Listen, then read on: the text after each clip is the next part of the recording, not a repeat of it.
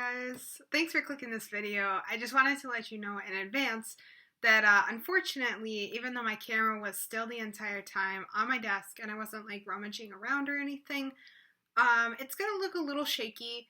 So just know that going into this video, and I do apologize. I tried to fix it, but lesson learned.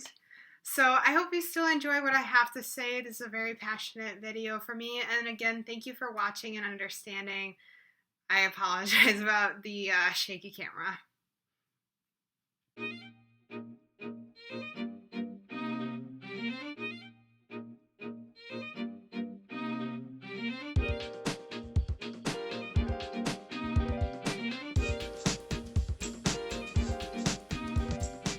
Hello guys, gals, and pals of tarot. I'm very excited to be talking to you all today about something that's near and dear to my heart. And that is how to heal after you have been through some pretty traumatic experiences. And that's kind of what I'm going to talk about today, is my relationship with the Death card. Why Death is my favorite card. While we're doing that, I'm going to be making a very powerful tool that helped me spiritually grow into a place where I could start healing, and that is the Death jar, which I will explain a little bit later. I feel like in the last video I was very jovial. This is going to be a little bit different because I'm actually talking about trauma and how I really got to a point where I was willing to accept healing. I was willing to accept change and let go. When I was growing up, I was around chronically ill people. If somebody goes to the hospital, how it was communicated to me was, you should kind of be prepared that this may be the last time you see them. I don't think my family did that to scare me or to, like instill something in me that was not true. I think they legitimately thought like, every time somebody goes, we have such health issues that you should prepare yourself for whatever may happen. I was afraid of what death meant. I knew that it was a final goodbye. I've been in extremely abusive situations where I knew in my heart that I deserved the abuse. And I just thought that I was so deserving of this abuse that I should stay. When you're in an abusive situation, you love that person most likely with all your heart, whether it's your parents, a boyfriend, a girlfriend, them friend, a significant other, or someone significant in your life. You love them so much, and you instill this way of logicking out your abuse. I must have done something to deserve this. That's basically the working logic. I was afraid of change, even if change meant something better. When you're around abusive people, you kind of worry what they're gonna do next, you know what I mean? And I was also very afraid of the people around me dying, the people around me suffering, and I really internalized a lot of that. So that's just a little bit about me and why I've gone to therapy and why I've started the healing process in my own life. I really wish that I could have shown the younger me the Wheel of Fortune card. You can't really stack up these bad things that have happened to you as evidence that it's your fault. Sometimes stuff just happens to you. It's meant to often teach you something. We can't really have good without bad. That's kind of what the Wheel of Fortune talks about. When these things happen, it's not a personal failing. If you have any type of perfectionism, which is very easy to grab onto as someone who wants to please, as someone who has been hurt and wants acceptance and wants real love in your life and support, it's very easy to kind of grapple onto this idea. If I work hard enough, I can win the acceptance of someone else. I can prove to everybody who beat me down and made me feel bad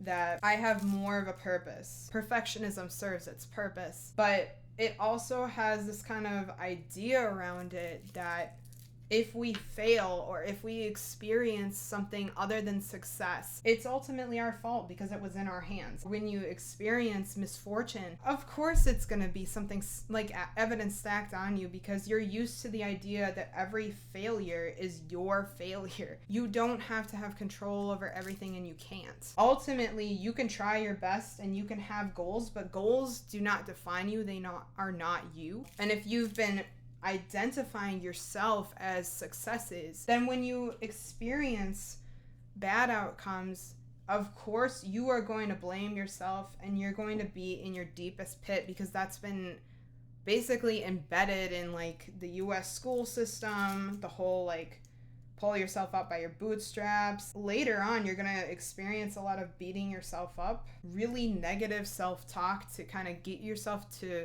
be motivated. That's not healthy either. There's only so much death, mourning, and compassion you can have in your body. There's only so much you can take, especially as a child. There's only so much empathy and sorrow you can carry. You can't break yourself for other people because then you're not being taught how to set boundaries, and it's going to be much harder to learn. It's okay to set boundaries. It's okay to disappoint people. It's going to be really hard because in setting a boundary, you're always disappointing someone. You can't stretch your hand out farther than you can reach. Otherwise, you will literally fall. You'll lose your balance. And that's the whole thing about boundaries, is preventing that fall. Don't ignore when you feel like you've reached a wall. I know that everything in life has taught you to reach this wall and keep bulldozing forward. That's not healthy. They now know how to approach you. They now know what to ask of you. And you can now clear both of your like spots in your relationship for more love, more acceptance of each other, and what you can actually expect of each other. You're worthy of breaks. You're worthy of love if you open yourself to change. If you open yourself to setting up inner resources for yourself, you're aiming towards self-love when you finally decide, I'm going to value myself and I'm going to start affirming that for me. We will go ahead and move on to how I started to heal. I manifested my thoughts of death into something that was physical. One of my first ways of doing that, at least, was through the death jar, which I'm making right now. So this death jar is going to hold a bunch of things that I find beautiful, such as these little daffodils, I believe, and these little breath thingies. So a lot of people say like, oh, if you want to teach children about death, have a pumpkin on your stoop and watch it decompose. And as it decomposes, explain to your children, this is death. I had to kind of do that for myself. I did this a couple years while I was still really in fear for my life. Pretty much every day I was very concerned that somebody from my past was going to come back into my life and hurt me. I was starting to heal and I was starting to relive that trauma. How I kind of dealt with that was I need a physical, tangible thing to look at to know that the past is in the past. So this jar came to represent everything I was letting go of. It came to represent this idea that death was all around me, that I was waiting for the next death to happen. I was waiting for the next bad thing to happen. Every time something was good in my life, I asked, well, how long? I couldn't enjoy the present. This really started helping, seeing death in a different way. I would watch a pink rose turn into this pale orange, and it soothed me. It's a way to kind of put the past in the past. The death card also does that. It lets us know that the worst is over and only something we have not yet imagined is to come. But you may not be able to see them while you're still trudging through this darkness. You might need to mourn and let go of this phase in your life to see what is on the horizon. And I will still be able to look back on this part of my life without fear that it is in my present. I'm not being abused in my present, so there's no reason for me to look back everywhere I go. And part of it is just that we think that, we're gonna forget. You might not have a lot of faith in yourself to like not get in another abusive situation, or you want to prepare yourself emotionally for somebody's death all the time. What I had to learn was what is not in my control, I need to let go of. What am I going to do worrying about this what if situation 100% of my time? But there is no actual way to prepare yourself for that situation until it arises. It's not worth your energy to focus on these traumatic, horrible things that may occur. What you can control is your own healing.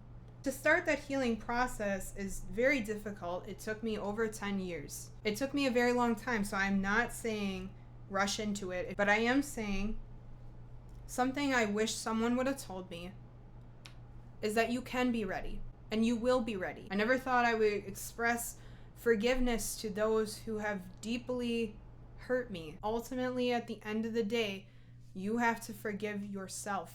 You have to trust yourself that you are strong enough to love yourself. These types of ways that you perceive are just perceptions. They're just perceptions of this trauma. They may not be rooted in reality of who you are. They may not be rooted in reality of what's actually going on in your life. Self-hatred and stuff like that, that's a perception. And when you are ready to be open to a new perception, that is when death appears. That is when change appears with her hands open to you. And if you keep pushing back against death and against her gift, she will appear more ominous to you. Healing will appear as if it is the worst thing that you can do. But I'm telling you right now that it's not negligent. You won't forget. It will always be a part of your past, and it will always be a part of your story. But you will be able to look at it in a completely different way, through a completely new set of eyes. If you're someone who is struggling with change, I would suggest make a physical embodiment of change. So right now what I'm doing is I'm taking fresh roses, fresh flowers, I'm putting them into a jar, and I'm going to watch them decompose. I'm going to specifically watch for the colors that I see, the changes that occur, and how I feel about it. It may help you visualize changes of your own. Just because something ends doesn't mean it's the end of you. So yeah, that's what I have to say about my own healing experience. Now we're gonna do a tarot reading. I have a special spread that I've made. It is called the Passing Rose Spread, and it describes a rose slowly kind of dying and going into this jar and becoming a death jar, just like this. So our first card is the Princess of Swords. I'm seeing a lot of light blues in here. Light blues are, kind of a message to trust your inner pools of consciousness. Sparks fly high with a twinkle in your eye. There are a million ideas floating around in your head. Your creativity and brilliance cannot be contained. Put your ideas into action and go for it. Young, idealistic truth seeker, you have a gift for gab that has the ability to translate effectively to others. Your high energy and curiosity are endless and feed off your willingness to find the answers. With time comes experience. Going into your healing process, you are a lively, verbose person that is worth healing. You are worth going on to something new, and you have so many tools within you to help you really go into this moment. Go for it and kind of be unafraid of letting go of whatever is still in your past, kind of harboring your mind, and trusting in those, your clearest pools inside of yourself. The next card represents wilting, how to accept changes that may be upcoming, how to prepare for your new journey. And that would be the Wheel of Fortune. Things may be out of your control. This is not reason to start stacking evidence against yourself. Don't revert to negative self-talk when things are out of control. It's not your fault. I would right now just kind of sit through the storm. I would wait for it to pass. And at the end, if you aim towards good, that is most likely what you will hit. All the colors that I'm seeing in this are incredibly crucial. Magenta is a color that It's a little bit whimsical. It's a color that is kind of made up in our minds. Like our visual things in our eyes can't really see magenta. It kind of makes it up. Magenta often kind of forces us to see our fantastical selves and our most idealistic selves in a realistic light, because it's still tethered to reality. Magenta is a color that we can see. So even though it doesn't exist, it's real. Just like your dreams and just like your healing process might not seem real to you, but they do exist, and they might be just on the other side of this horizon. Red is all about authority, driving forward with a little bit of a masculine force. And that doesn't mean like I'm gonna go forward no matter what you say. It's about kind of having leadership of yourself, being able to advocate for yourself, going forward in the right direction. Those are kind of the pieces of red that I think of personally when I think of red. So purple is a marriage of those blue pools inside of yourself, those tranquil pools inside yourself, and the leadership of red. They sometimes have a little bit of resistance coming together, but when they do come together, they make beautiful purple together towards the future. Change is going to happen, but you can support yourself through it. Our next card is called Closure. I almost called this card Death itself, but I didn't want it to have that absolute closing kind of connotation. It applies to how to handle the close of this phase in your life. The last card was about how you see change coming and how to kind of help yourself through that change.